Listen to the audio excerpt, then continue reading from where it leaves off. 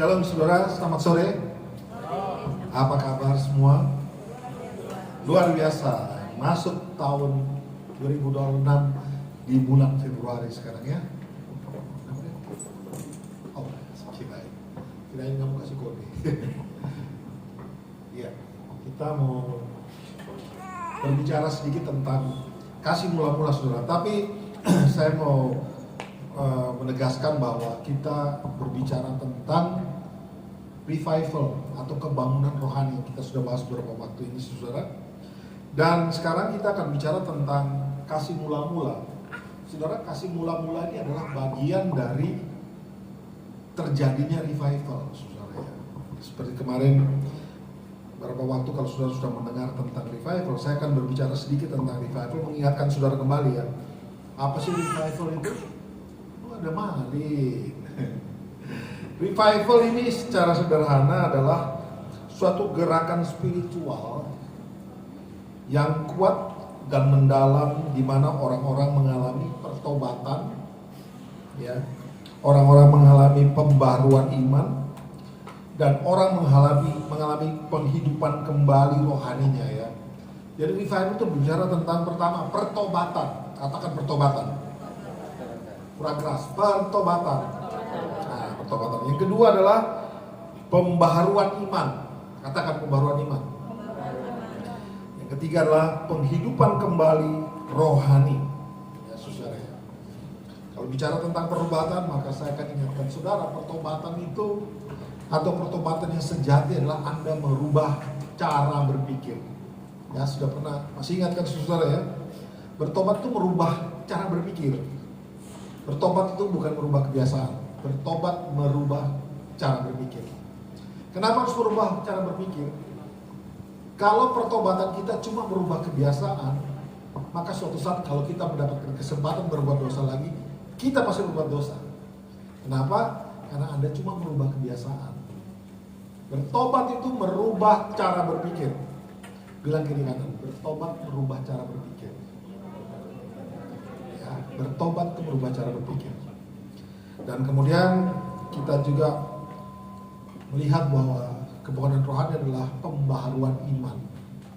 Iman saudara, kalau saudara masih ingat, iman kita bukan lagi iman yang sifatnya untuk diri sendiri. Ya, masih ingat kan? Tapi iman kita itu sudah lebih karena atau berpusatnya kepada Kristus. Apa bedanya antara iman yang berpusat pada diri sendiri dan iman yang berpusat pada Kristus? Iman yang berpusat pada Kristus itu ngomongnya begini saudara, apapun yang terjadi, aku tetap percaya Tuhan.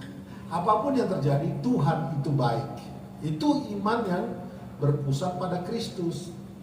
Kalau iman yang berpusat pada diri sendiri, maka kita percaya untuk disembuhkan, kita percaya untuk diberkati, kita percaya untuk ya pokoknya semua serba diri sendiri.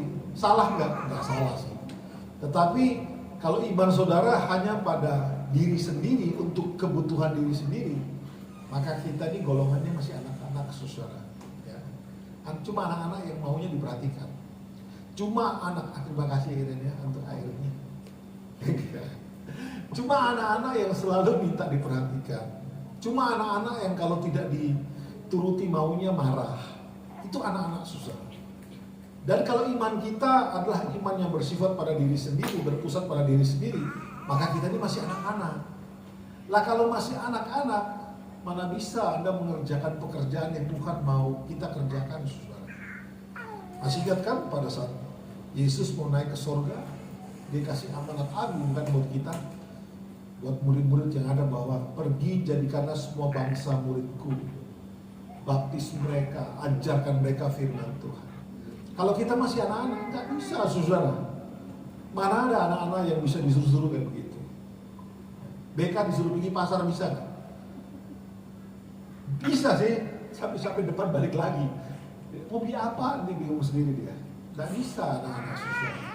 Tapi kalau orang dewasa bisa untuk mengerjakan apa yang menjadi kehendak orang tuanya. Jadi saya berbicara tentang tema ini, kasih mula-mula. Ini konteksnya adalah di dalam urusan kebangunan rohani.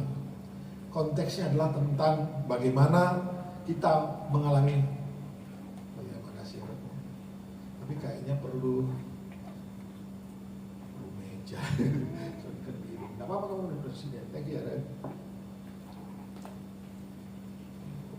Jadi saya menerangkan sedikit tentang kebangunan rohani atau revival ini supaya saudara nyambung. Karena apa yang kita bicara dikasih mula-mula ini, atau dengan kata lain ini, kebangunan rohani, salah satu hal yang penting adalah yang namanya ini, kasih mula-mula saudara. Nanti saya akan jelaskan dengan lebih rinci apa sih kasih mula-mula itu saudara. Tapi yang Anda perlu tahu pasti bahwa tahun ini GBI punya tema adalah kebangunan rohani. Apa tuh kebangunan rohani? Sekali lagi, pertobatan. Ya, kedua adalah pembaruan iman. Terus yang ketiga adalah penghidupan kembali rohani.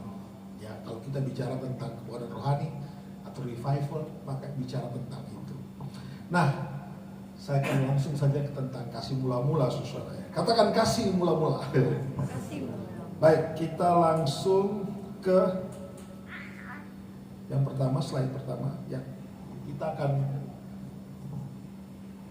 ya, sebenarnya disuruh baca Wahyu 1, Wahyu 2 ini ayat 1 sampai dengan ayat 7 ya. Ada baiknya kita baca ya, Wahyu 2 ayat 1 sampai 7. Ben bisa tampilkan Ben? Kita baca Wahyu 2 ayat 1 sampai 7. Memang yang akan dibahas secara khusus adalah Wahyu pasal 2 ayat 4. Tapi gak ada salahnya kita baca Wahyu 2 ayat 1 sampai 7. Itu kisah Rasul kan. Saudara bisa lihat aja ke depan, nanti kita bacanya bergantian. Masih belum ya?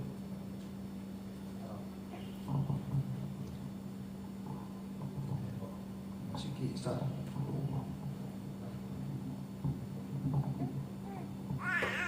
Suara saya sampai di belakang kedengaran ya, Pak Tenggo? Oke. Kita lihat Wahyu. Udah belum Ben? Wahyu 2 ayat 1 sampai 7. Saya baca ayat 1, saudara ayat kedua dan seterusnya ya, sampai ayat 7. Perikopnya apa Ben? Gak ada ya. Oke. Wahyu 2 ayat 1. Tuliskan kepada malaikat jemaat di Efesus, inilah firman dari Dia yang memegang ketujuh bintang itu di tangan kanannya dan berjalan di antara ketujuh kaki dian emas itu. Ayat 2 silakan. Aku tahu segala pekerjaanmu, baik jeripayamu maupun keturunanmu. Aku tahu bahwa engkau tidak dapat sabar terhadap orang-orang jahat, bahwa engkau telah mencobai mereka yang menyebut dirinya raja. Tetapi yang sebenarnya tidak demikian, bahwa engkau telah mendapati mereka berdusta. Ayat 3, dan engkau tetap sabar dan menderita oleh karena namaku, dan engkau tidak mengenal lelah. Ayat 4. Namun demikian aku mencela engkau, karena engkau telah meninggalkan kasihmu yang semula. Ayat 5, sebab itu ingatlah betapa dalamnya engkau telah jatuh, bertobatlah dan lakukan lagi apa yang semula engkau lakukan. Jika tidak demikian, aku akan datang kepadamu dan aku akan mengambil kaki dianmu dari tempatnya jikalau engkau tidak bertobat. Ayat 6 silakan. Tetapi ini yang ada padamu, yaitu engkau membenci perbuatan pengikut yang juga tidak baik. Ayat 7 sama-sama. Siapa bertelinga hendaklah ia mendengar apa yang dikatakan oleh Roh Kudus kepada jemaat-jemaat. Barang siapa menang, dia akan kuberi dari pohon kehidupan yang ada di taman Firdaus Allah. Baik, saudara, kita sudah membaca ayat itu. Sementara balik ke slide yang kita akan bahas secara khusus adalah ayat 4. Di situ dikatakan demikian, namun demikian aku mencela engkau karena engkau telah meninggalkan kasihmu yang semula. Saudara, menarik untuk dibahas sebenarnya secara rinci, tetapi saya tidak akan terlalu memperinci apa yang terjadi dengan jemaat Efesus. Tetapi kalau ada baiknya kita akan melihat dulu satu ayat lagi. Coba Ben, slide berikutnya. Slide berikutnya. Oh ya, situ dikatakan begini dalam Matius 24 ayat 12, ini perikopnya tentang penderitaan ya. Di situ dikatakan, dan karena makin bertambahnya kedurhakaan, maka kasih kebanyakan orang akan menjadi dingin. Kasih kebanyakan orang akan menjadi dingin, atau dengan kata lain, kehilangan kasih yang mula-mula, saudara ya. Baik, sebelum satu lagi slide berikut kita akan lihat sebentar apa sih sebenarnya definisi dari kasih mula-mula. Saya bikin definisi yang mungkin bisa membantu saudara untuk untuk bisa evaluasi diri dan melihat diri kita, apakah kita kehilangan ini enggak. Nah, apa sih sebenarnya definisi kasih mula-mula? Dalam bahasa Ibrani-nya itu agape protos ya. Artinya yang pertama adalah kasih yang asli dan tulus. Kasih yang asli dan tulus. Coba ya, saudara ingat-ingat dulu waktu pertama kali melayani Tuhan, waktu pertama kali mengenal Tuhan ya. Rasanya tuh yang gampang kelihatan, rasanya hari Minggu tuh kok lama sekali ya. Kepingin cepet-cepet bisa melayani, kepingin cepet-cepet misalnya apa, pokoknya selalu pengen untuk ada di rumah Tuhan, selalu kepingin untuk bersekutu, selalu ada kerinduan untuk berdoa. Masih ingat kan? Kalau saudara yang pertama kali mengenal Kristus dan baru bertobat, pasti mereka tuh berapi-api, betul ya? Kasih yang asli dan tulus tanpa ada motivasi. Saya masih ingat juga pelayanan pertama kali pelayanan itu nggak dikasih PK juga nggak apa-apa sih. Yang penting bisa datang, bisa melayani, pas main musik orang wajahnya bisa tersenyum, bisa menyair. Itu satu rasa yang keren banget ya. Coba saudara ingat-ingat baik-baik. Kasih mula-mula itu seperti itu. Kasih yang asli dan tulus. Agape protos. Agape itu tahu kan? Agape itu kasih yang milik Allah. Kasih yang tanpa mengharap kembali. Saudara jangan sampai Anda kehilangan ini loh. Ya. Penting sekali Anda tahu bahwa dasar kita melayani Tuhan adalah kasih kepada Tuhan. Tapi seringkali kasih ini menghilang sejalannya waktu, ya kan? Tambah lama, udah bosen ya, biasa gitu-gitu aja ya. Kita kehilangan ini kadang-kadang. Nah ini saya jelaskan di awal bahwa kasih yang mula-mula itu seperti ini kurang lebihnya ya saudara ya. Yang kedua, yang pertama kasih yang asli dan tulus, yang kedua adalah kasih yang kuat dan sungguh-sungguh, yang tidak mudah goyah atau berubah. Kuat dan sungguh-sungguh. Jadi kalau sudah mau datang pelayanan, misalnya mau datang ke apa, saya bertanya acara kaum muda, apa saja yang menarik mereka untuk kita nonton film atau nggak mau. Saya mau kesana. Saya mau ketemu Tuhan nih. Saya mau pelayanan, saya mau berjumpa dengan saudara-saudara seiman. Saudara, ini kasih mula-mula ya. Jadi kasih yang kuat dan sungguh-sungguh. Yang pacaran-pacaran juga pasti tahu. Ya. Pada saat pertama kali berpacaran, bertemu, aduh rasanya kalau nggak ketemu, gimana begitu. Hari malam minggu itu seperti hitungan jam aja. Pulang apel nanti rasanya tunggu 1 minggu lagi. Seperti kalau saudara ingat Yakub, pada saat dia mau menikahi Rahel oleh Laban, dia bilang, oke, kamu harus kerja 7 tahun ya, baru kamu bisa dapatkan Rahel. Singkat cerita, setelah 7 tahun, saking cintanya itu jadi Alkitab catat bahwa dia rasakan itu seperti beberapa hari saja. Ternyata dia ditipu. Harusnya Rahel yang dikasih, kakaknya Rahel yang dikasih, Lea. Kemudian besok pagi aku bilang, kenapa kau menipuku? Si Laban bilang, enggak, bukan kebiasaan adik menikah lebih dulu, harus kakak dulu. Oke, kamu kerja 7 tahun lagi untuk dapat adiknya. Nah di situ Alkitab katakan yang jelas, Yakub merasakan 7 tahun itu seperti 7 hari aja. Itu cintanya masih cinta mula-mula, saudara. Kapan terakhir Anda punya rasa cinta seperti itu kepada Tuhan? Kapan terakhir coba? Jangan-jangan kita ini sudah mulai, ya, apalagi kalau hujan sedikit, udah lama tidur, gak usah pelayanan, gak usah datang gereja. Kan Zoom sekarang ada, mau dengar khotbah tinggal cari itu. Kalau Anda sudah kehilangan ini, saudara ya, artinya kita ini sudah kehilangan yang namanya kasih mula-mula. Kalau Anda mempelajari kitab Efesus, saudara, di Efesus itu banyak sekali diajarkan tentang manusia baru. Ya. Orang-orang di sana tuh mengerti konsep tentang manusia baru. Bahkan kalau saudara tahu ada ayat yang terkenal, Efesus 2 ayat 10 yang mengatakan bahwa dari mulanya Allah sudah merencanakan kita untuk hidup dalam perbuatan baik. Itu dibicarakan oleh Rasul Paulus di jemaat Efesus. Karena mereka tuh jemaat-jemaat yang boleh dikatakan mengerti firman.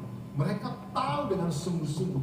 Mereka melayani Tuhan dengan sungguh. Saya akan tunjukkan kepada saudara ya, nanti dalam yang berikutnya, tentang apa yang dilakukan oleh orang-orang Efesus ini. Karena pada saat itu mereka benar-benar cintanya kepada Tuhan, cinta mula-mula. Yang berikutnya adalah satu lagi, kasih yang berfokus cuma kepada Tuhan dan sesama manusia. Ya, cinta mula-mula itu. Dia fokus untuk melayani Tuhan, dia fokus juga untuk menyenangkan sesama manusia. Dan itu semua ditemukan di kitab Efesus, saudara. Diceritakan tentang kitab Efesus, tentang orang-orang dalam jemaat Efesus. Ya, jadi 3 hal ini saya ulang lagi. Jadi kasih mula-mula itu apa sih? Kasih yang asli dan tulus, asli dan tulus. Ya. Yang kedua adalah kasih yang kuat dan sungguh-sungguh, tidak mudah goyah atau berubah. Ya. Terus yang ketiga adalah kasih yang berfokus kepada Tuhan dan sesama manusia. Coba evaluasi diri kita. Hari ini kita masih ada enggak greget dalam hati untuk melayani orang lain? Ataukah sudah capek ya ternyata ya? Saudara yang bisa tahu dirimu kehilangan kasih atau tidak, hanya Anda yang bisa tahu. Hanya Anda yang bisa tahu. Nah, ini saya cuma kasih gambaran, ingatkan kembali bahwa kasih mula-mula itu seperti ini. Bahwa pada akhirnya kita tuh harus berfokus, kembali fokus kepada Tuhan dan fokus untuk melayani sesama manusia. Cukup jelas ya saudara ya, 3 hal ini. Nanti saudara bisa nonton di YouTube. Oke, sekarang coba kita lihat sebentar slide berikutnya ya. Hal-hal yang terjadi di awal ya, artinya hal-hal yang ditulis dalam Alkitab tentang orang Efesus pada awal-awalnya, saudara. Saudara perlu tahu bahwa Efesus ini yang mengembalakan adalah Timotius. Timotius itu siapa? Anak rohaninya Rasul Paulus.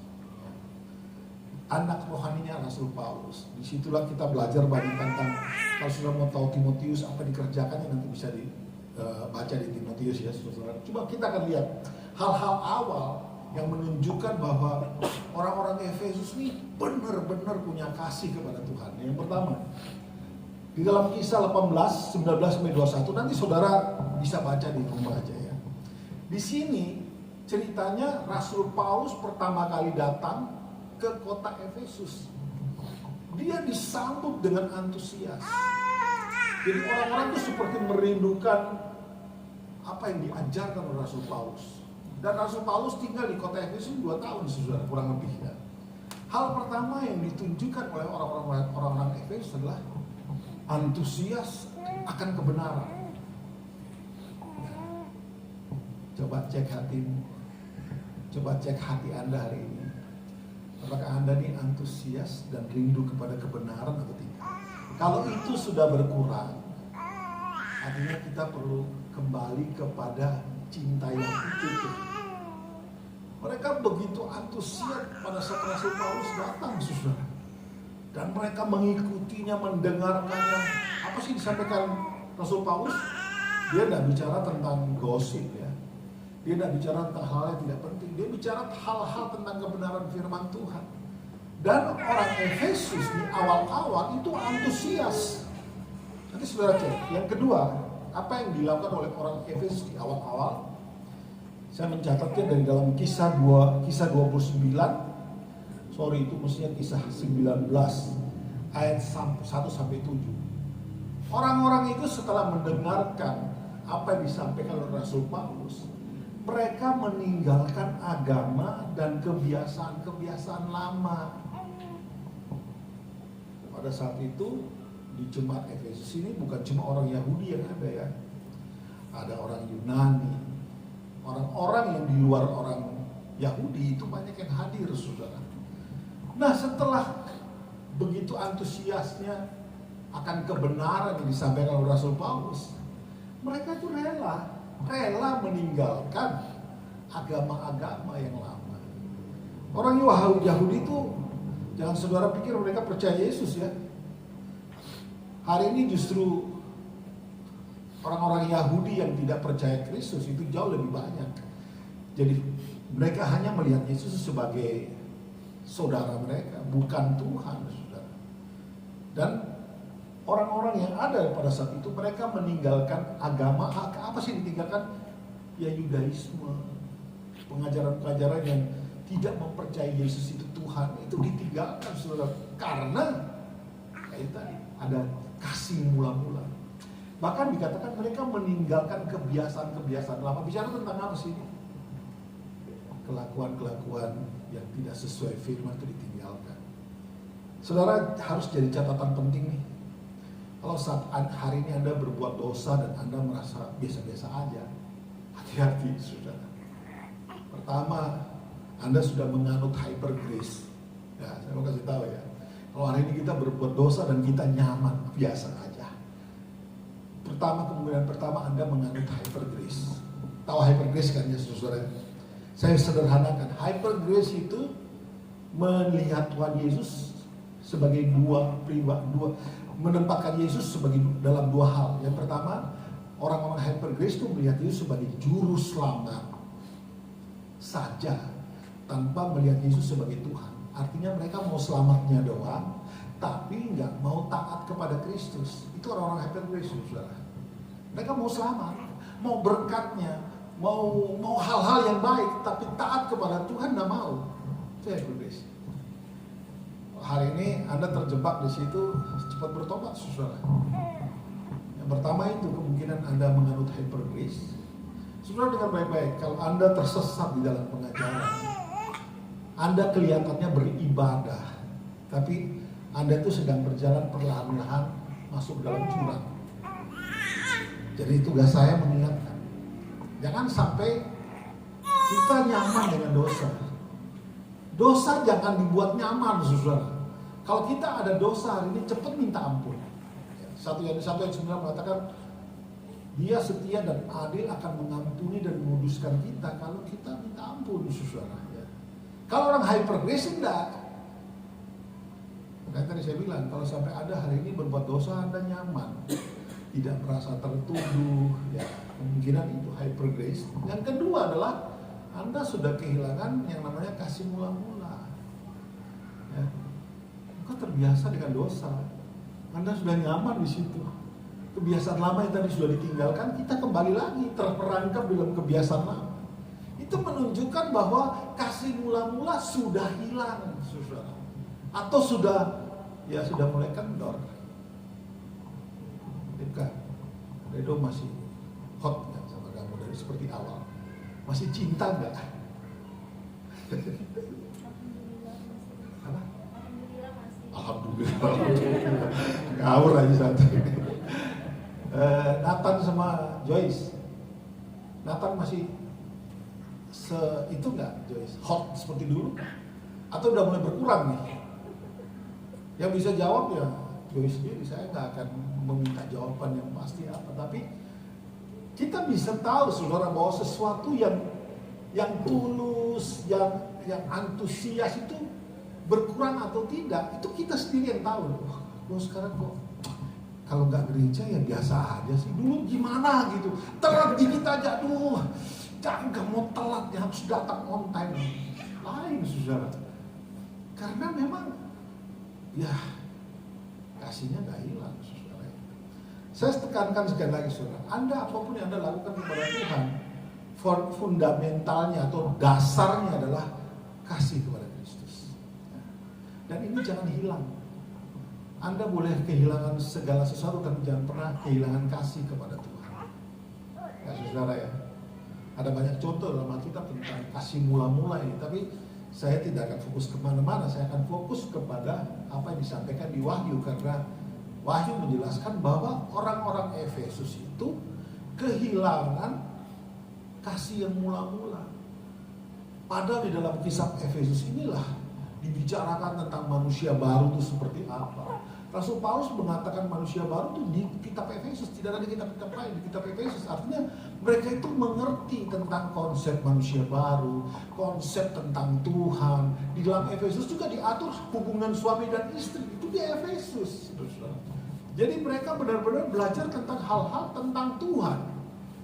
Tetapi Wahyu bilang, aku mencela kamu karena kamu meninggalkan kasih yang mula-mula. Saudara, hati-hati, karena ujung dari itu Tuhan bilang akan mengambil kaki Dian.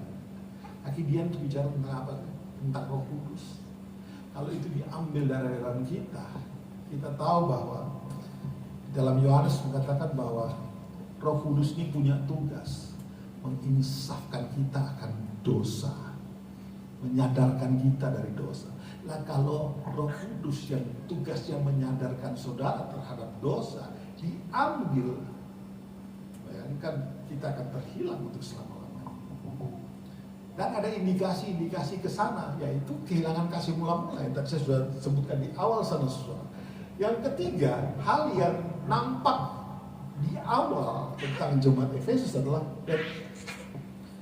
selama 2 tahun Rasul Paulus ada di kota Efesus itu, dia bersama-sama dengan orang-orang yang sudah percaya kepada Kristus yang menjadi jemaat di bawah pimpinan Timotius. Sampai ngomong begitu, bersama Timotius yang menjadi gembala di sana, saudara, mereka sungguh-sungguh dengan semangat melayani Tuhan dan banyak orang diselamatkan. Semangat, saudara. Kalau bicara tentang cari jiwa Allah, semangat. Bersaksi, mereka semangat. Hebat kan? Tapi jangan sampai kita tuh hebat di awal, saudara. Hebat kita tuh harusnya konsisten. Kita harus terus memelihara kasih kita kepada Tuhan secara konsisten, saudara. Supaya jangan pada akhirnya Anda capek. Habis itu kalau sudah capek, mulai kehilangan cintamu kepada Tuhan. Nah, kalau sudah kehilangan cinta kepada Tuhan, Anda pasti tidak antusias dengan setiap hal yang berbau kebenaran. Kalau Anda sudah kehilangan minat atau antusias kepada hal yang benar, maka sudah pasti Anda akan juga mulai malas menginjil, malas menjadi saksi. Anda mulai hidup mikir diri sendiri. Sudah mulai lupa bahwa tugas kita adalah hidup dalam perbuatan baik, seperti yang tertulis dalam Efesus 2 ayat 10. Saudara, itu semua menghilang dari orang, mulai bukan menghilang, saya tidak bilang menghilang ya, tapi mulai mengendor, tambah kendor. Itu nggak boleh terjadi, saudara. Ya. Oke, kita coba setelah Anda tahu apa yang terjadi dengan jemaat-jemaat Efesus pada waktu awal. Sekarang kita lihat apa sih yang menyebabkan kasih mula-mula itu mulai luntur, mulai kendor. Saudara, nanti saya akan tunjukkan. Mari, Ben, langsung yang cepat aja. Jangan cepat-cepat. Kesibukan pelayanan. Ini hati-hati. Pelayanan. Akhirnya capek sendiri kan. Kalau sudah capek, sampai rumah biasanya langsung ngapain, Adrian? Mana Adrian? Nah, kalau sudah kesibukan dari pagi jam 6 pagi sudah pergi Jakarta, habis itu kemana pulang jam 9 malam, apa yang terjadi? Udah capek kan? Makan, perut kenyang, terus tidurlah kau. Terus besok pagi bangun molor, lupa berdoa, lupa baca Alkitab. Terus kita bilang, saya melayani. Nah, saya punya teman saudara, kan saya sudah sampaikan di sini saudara, bahwa kita tuh main musik dari sekitar berapa, 35 tahun lalu kalau nggak salah. Sama-sama masih umur 20-an. Saya ketemu dia lagi beberapa waktu lalu lah, kira-kira ya 6 bulan lalu. Saya tanya sama dia, kamu masih punya doa? Kamu masih doa nggak sih pagi-pagi? Apa menyembah Tuhan, baca Alkitab? Saudara, dia punya jawaban yang mengagetkan saya setengah mati. Dia bilang, Don, aku kalau doa ya kalau pas perlu, pas lagi kalau pengen aku berdoa. Tapi pelayanan, apa yang salah ya? Saudara tahu, melayani bukan lagi karena mengasihi Tuhan, tetapi dengan belak-belakan dia bilang, saya melayani untuk cari duit. Nggak cocok kan pakai kata melayani berarti ya kan? Kalau kamu cari duit jangan bilang melayani, bekerja itu lebih pas. Tapi dia sudah menyebutnya melayani karena cari duit. Ya nggak heran saudara. Kenapa? Karena itu kan kesibukan pelayanan ini akhirnya ya harusnya tanpa motivasi, karena ya pulang pelayanan kecapean langsung tidur, nggak sempet doa, besok pagi agak molor, nggak sempet doa, harus pergi kerjaan yang lainnya lagi. Akhirnya kebiasaan bolong-bolong berdoa itulah menjadi celah. Akhirnya Anda jadi malas. Akhirnya Anda jadi ya kayak teman saya tadi. Bayangkan waktu pertama kali saya ketemu dia lebih rohani dari saya, saudara. Lebih rohani. Luar biasa. Ngomongnya itu benar-benar alkitabiah. Tapi sekarang waktu ngobrol ngomongnya ya aku baik ya, terus terang aja dong, cari duit. Harus duit. Ya, itu tadi saudara bisa evaluasi diri sendiri. Kita bisa lihat saudara. Yang pertama nih, hati-hati kesibukan pelayanan. Boleh ada pelayanan, tetapi harus ada waktu-waktu di mana Anda punya waktu dengan Tuhan. Amin saudara, punya waktu baca Alkitab, punya waktu berdoa. Berdoa itu tidak harus 1 jam, 2 jam, tidak. Berdoalah di waktu di mana Anda tidak di dalam keadaan stres, tenang dulu baru berdoa. Bukan lamanya doa yang menentukan kita jauh lebih baik. Bukan lamanya doa yang membuat kita tuh jadi lebih kudus, tidak. Tapi kualitas doanya itu, saudara. Yang pertama, itu yang kedua. Yang kedua sekarang, rutinitas. Hati-hati dengan rutinitas.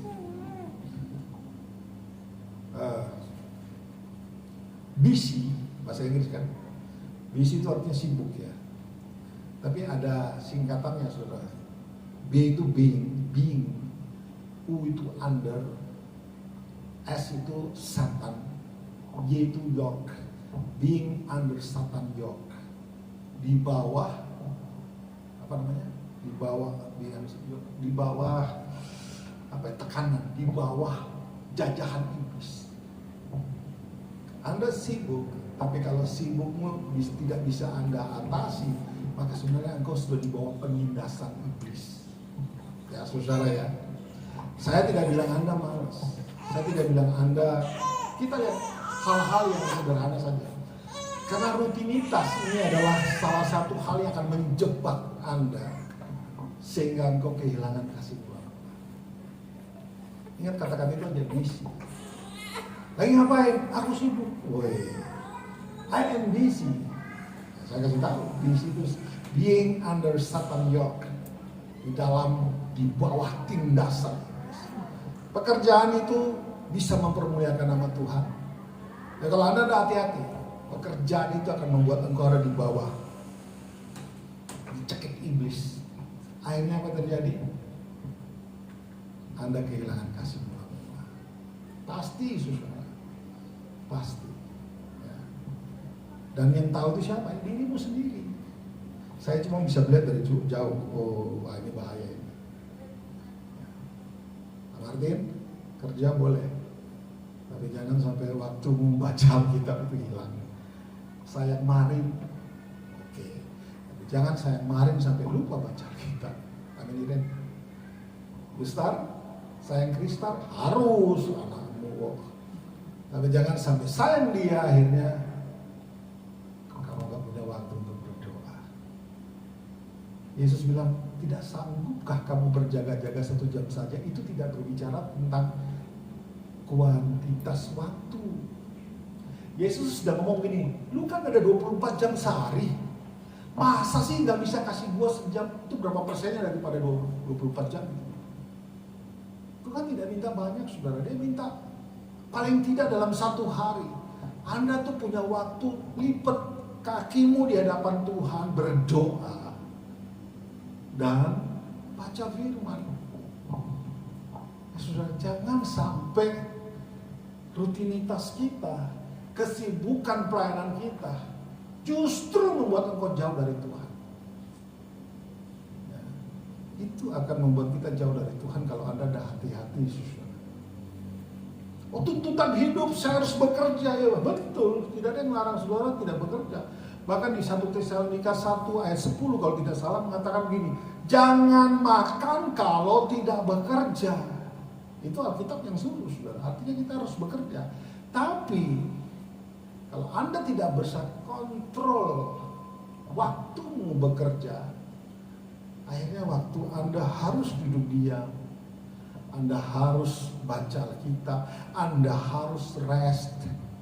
Itu kemakan semua. Mungkin duitmu banyak nih, tapi selang 20 tahun kemudian Anda akan mengalami hal-hal yang tidak diinginkan. Selain kan kau akan mengalami penyakit secara tubuh, yang lebih parah adalah secara rohani. Anda itu bolong di situ. Engkau kehilangan yang namanya kasih mula-mula. Saudara, kita kehilangan pekerjaan fine loh. Asal jangan kamu kehilangan kasihmu pada Tuhan. Kita boleh kehilangan apapun dalam dunia ini, asal jangan sampai namanya kasihmu kepada Tuhan itu hilang. Kalau itu hilang, ya si Wahyu tadi baca jadi dalam ayat yang ke-6, kaki dian itu akan diambil daripadamu. Kalau kaki dian sudah diambil, siapalah yang menolong kita dalam dunia ini menghadapi dunia ini? Itu Roh Kudus. Kalau dia sudah diambil, ditarik kembali oleh Tuhan, berarti Anda tinggal menunggu waktu, pulang dan tidak mengakhiri, tidak tinggal di dalam kekekalan bersama Tuhan, tapi bersama yang lain. Hati-hati saudara, ini hal kecil, tapi inilah salah satu dasar untuk terjadi yang namanya kebangunan rohani. Ingat, kebangunan rohani itu ada 3 kan? Punya definisi. Yang pertama adalah pertobatan, yang kedua pembaruan iman, yang ketiga adalah penghidupan manusia roh kita atau hati secara spiritual hidup lagi.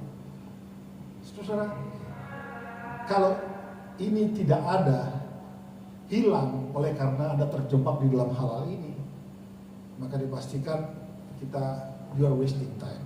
Anda buang-buang waktu. Anda boleh banyak duit, gak apa-apa. Anda boleh sehat hari ini, ya gak apa-apa. Tapi segala sesuatu yang kita lakukan itu ada konsekuensi. Mungkin gak kelihatan saat ini, tapi nanti Efesus hebat di awal, tapi di Wahyu dikatakan, aku mencela engkau karena engkau sudah kehilangan kasihmu yang mula-mula. Saya lupa mempelajari kata mencela itu apa sih, tetapi saya menyimpulkan sendiri di ayat 6 dan 7 itu bahwa ya kita akan kehilangan kehidupan yang kekal gara-gara kita kehilangan kasih mula-mula. Yang ketiga, apa sih yang menyebabkan kasih mula-mula hilang? Tekanan hidup, banyak utang, masalah rumah tangga, masalah jodoh, masalah sakit penyakit, itu tekanan hidup, saudara. Ingatlah, Tuhan tuh pernah sampaikan di dalam Yakobus bahwa pencobaan-pencobaan yang kamu alami itu pencobaan-pencobaan biasa yang tidak melampaui kekuatanmu, sebab Dia tuh Allah yang setia. Pada saat engkau dicobai, maka dia kasih jalan keluar. Ya saudara ya. Makanya kalau sedang dicobai oleh iblis, jangan cari manusia, cari Tuhan. Tuhan tolong aku. Ayo coba, saya tidak akan bertanya kepada saudara, tapi hati-hati dengan yang namanya tekanan hidup ini. Dia akan gencet Anda sampai akhirnya engkau gak bisa punya pikiran bahwa ada Tuhan. Anda tergencet. Jadi setiap hari kerjanya berkutat dengan masalah. Masalahku belum selesai. Aduh. Jadi setiap hari kerjanya ada cuma aduh. Gimana ini? Gimana kalau begini? Gimana kalau begitu? Padahal cuma gimana kalau begini? Ngerti maksud saya? Kan belum kejadian, betul tidak? Halo? Orang yang belum kejadian kan suka begitu. Aduh, gimana kalau nanti begini? Gitu kan, suka begitu kan. Sudah terjadi belum? Ya nih, sudah terjadi belum masalahnya? Belum kan? Baru, aduh bagaimana kalau begini? Nah itu kata-kata yang harus Anda buang. Kita katakan mengucap syukurlah di dalam segala hal.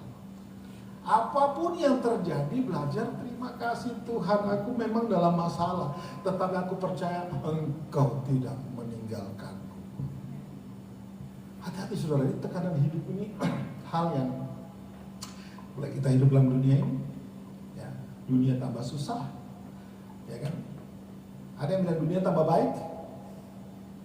Nah, ada dunia tambah susah saudara. Tapi saya setiap hari Minggu berdoa supaya dunia tambah baik. Salah doanya, saudara. 1 Yohanes 2, 16 dan 17. Dunia ini sedang menuju kepada kehancuran bersama orang-orang yang mengikuti maunya iblis. Tapi mereka yang melawan kehendak Bapa, mereka akan hidup. Artinya dunia boleh datang, tapi mereka bisa menghadapinya dengan kekuatan yang kata daripada Tuhan. Halo, saya masih di surga. Kasih tahu masih di surga deh. Ya saudara, ketiga hal ini semoga Anda pahami dan waspada. Ya, saudara ya. Iblis itu dia berjalan berkeliling sama seperti singa ompong yang sedang mengaum-ngaum. Tidak dikatakan akan menerkammu, tapi menelanmu. Anda mungkin gak mati saudara karena ditelan kan. Kayak Nuh masuk dalam perut ikan 3 hari. Mana enak saudara. Hati-hati saudara ya. Hati-hati. Karena kalau kita tidak waspada dengan ketiga hal ini, maka yang pasti kasih mula-mula kita itu akan hilang. Kasih kita kepada Tuhan itu akan hilang. Ya, kasih kepada Tuhan itu akan hilang. Kalau kasih kepada Tuhan itu akan hilang, maka otomatis Anda tidak mungkin mengasihi sama manusia.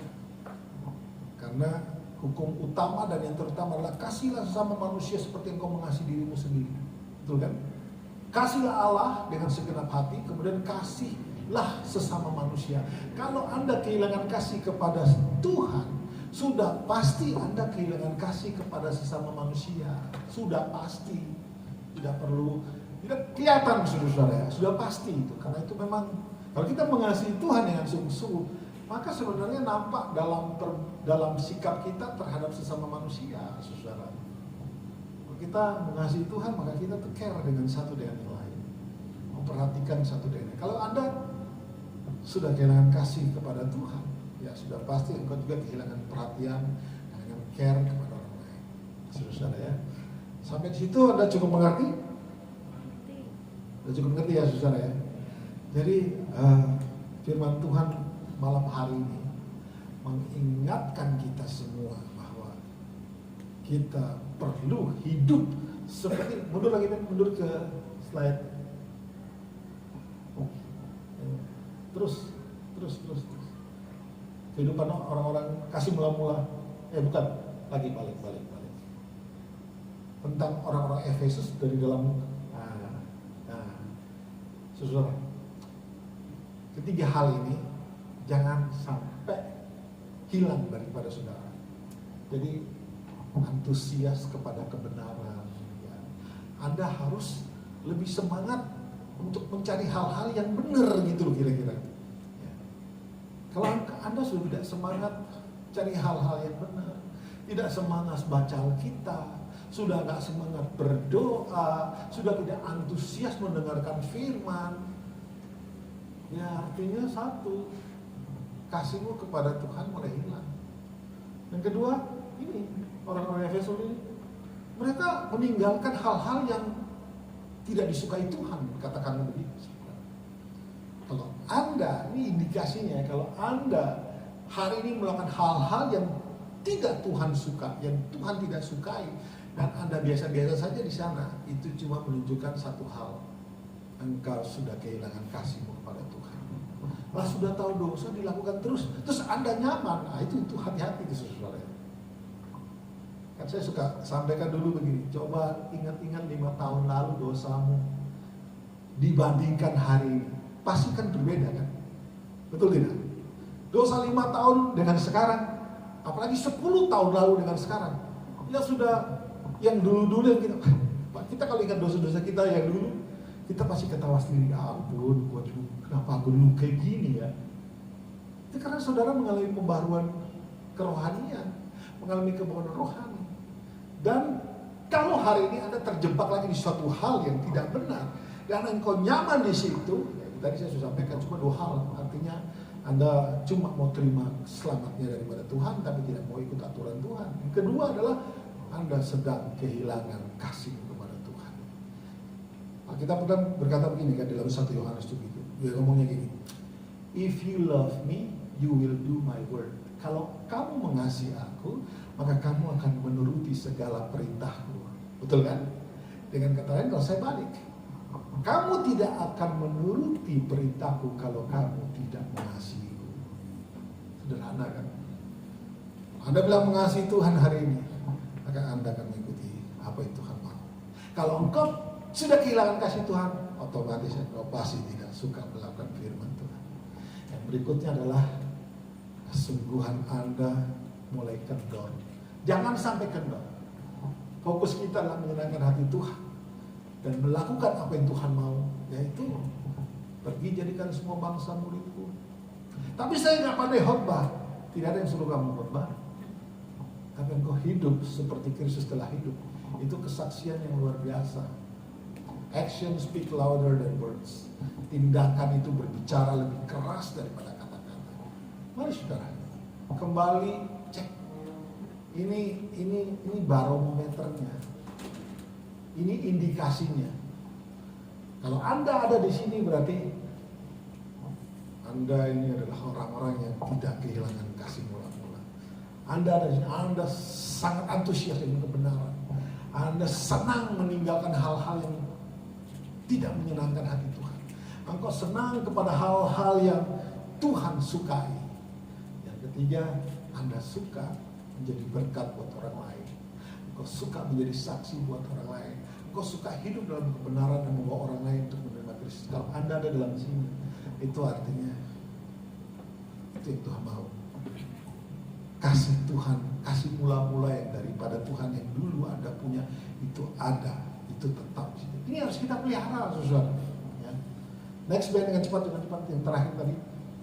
Tetapi sebaliknya, naik lagi satu.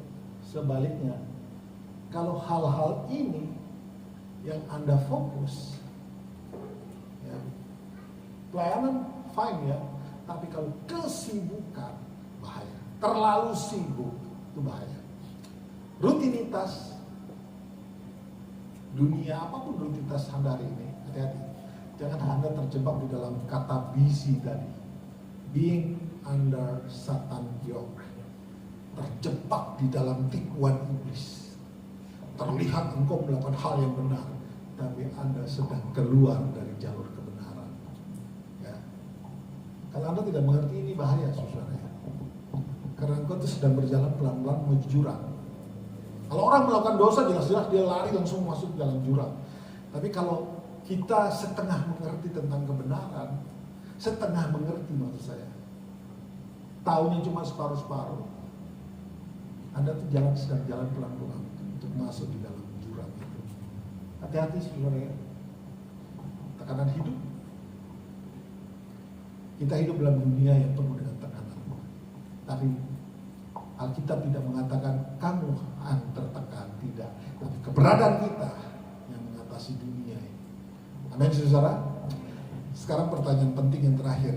Bagaimana untuk tetap mempunyai kasih mula-mula? Jawabannya sederhana. Langsung aja Ben. Gampang. Hubungan dengan Tuhan. Itu saja sih jawabannya. Ada sih kalau saudara cek tanya pendapat para ahli banyak sekali, ketaatan bla bla bla ini baca gitu. Tapi disimpulkan sederhana aja, hubungan dengan Tuhan. Anda mau tetap kasihmu menyala-nyala kepada Tuhan, engkau harus tetap hubungan sama Tuhan. Ya. Anda mau imanmu tetap iman yang kuat, ya tetap baca firman. Iman timbul dari pendengaran, dan pendengaran akan firman Tuhan kan. Jika Anda mau tetap stay dan kuat dan kasihmu kepada Tuhan tetap menyala-nyala, Anda perlu punya hubungan dengan Tuhan. Tadi saya sudah sampaikan kepada saudara, hubungan dengan Tuhan tidak berbicara tentang waktu, tidak berbicara tentang kuantitas, tapi kualitas. Anda cuma punya 5 menit untuk berdoa, it's okay. Yesus tidak bilang minimum setiap anak-anak yang takut akan Tuhan 30 menit, tidak ada ayat yang mengatakan demikian. Tuhan mau setiap daripada kita itu punya hubungan dengan Dia. Kenapa harus ada hubungan? Supaya Anda ini tetap punya kasih yang menyala-nyala kepada Tuhan. Amin. Tuhan memberkati, mari kita berdoa. Bapa, terima kasih untuk malam hari ini. Biarlah kebenaran firman boleh kami lakukan, kami terapkan dalam kehidupan kami. Kami berdoa supaya Roh Kudus menolong kami, sehingga rutinitas hidup ini tidak membuat kami lupa akan Engkau. Kami berdoa supaya tekanan-tekanan hidup yang kami hadap hari ini tidak membuat kami loyo, tapi membuat kami semakin mencari Tuhan, semakin berdiri teguh, dan semakin dipakai oleh Engkau dalam kehidupan kami Tuhan. Mari Bapa berkati anak-anakmu pada malam hari ini.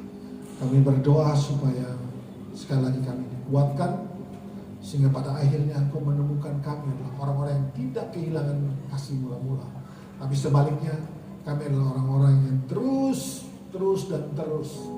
ada mengasihi Engkau, sehingga nama Tuhan saja dipermuliakan. Terima kasih Bapa untuk malam hari ini. Kami akan menerima tubuh dan darah-Mu yang akan dipimpin oleh Bu Kris. Tuhan memberkati. Amin.